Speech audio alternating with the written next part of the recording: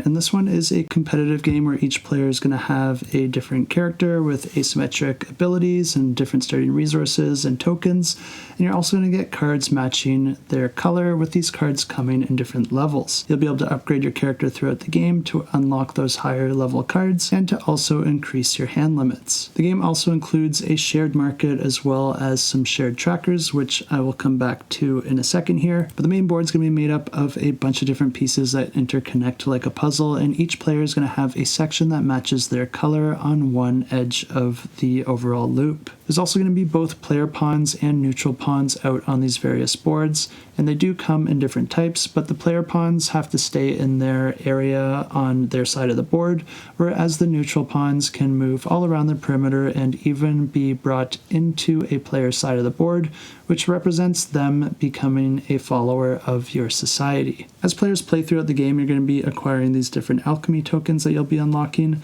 and at the start of your turn you'll be resetting all of those tokens so that you can reuse them. And these tokens are nice because they allow you to convert resources or cards between each other, and they can also allow you to regroup or unlock additional workers. But the main action you take on your turn is going to be out on this main board, which does follow a Mancala system. You'll be able to activate any space that currently has either a public leader or your own personal leader in that space,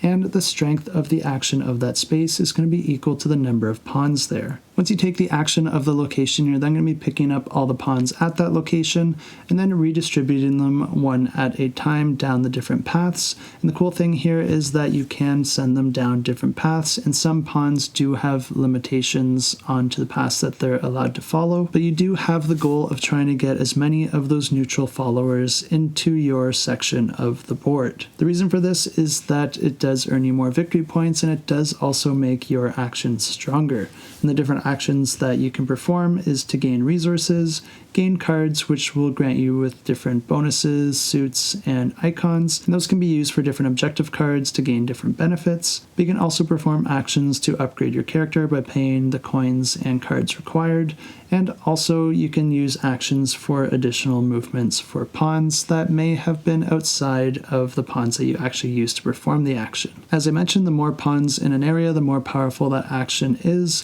which is going to modify how much extra you get from that action when you do take it. When you do upgrade your character, you're going to be discarding cards of a single suit, and that's going to determine which column you're allowed to take ascension tokens from. You'll gain the benefit of whichever one you choose, but then all the other players are going to get the benefit of that column. Some actions you take can also generate chaos, which is going to limit your alchemy, and it's going to start to cover up various actions out on your board. But the game ends once a player has fully ascended or when the relic deck is depleted, and you're going to be gaining points from your level as well as the sets of relic cards and objectives that you completed, the pawns on your board at the end of the game, and then you're going to be losing victory points for accumulated chaos. The player with the most victory points at the end of the game wins the game, and if you want to check this one out, I will have it linked below.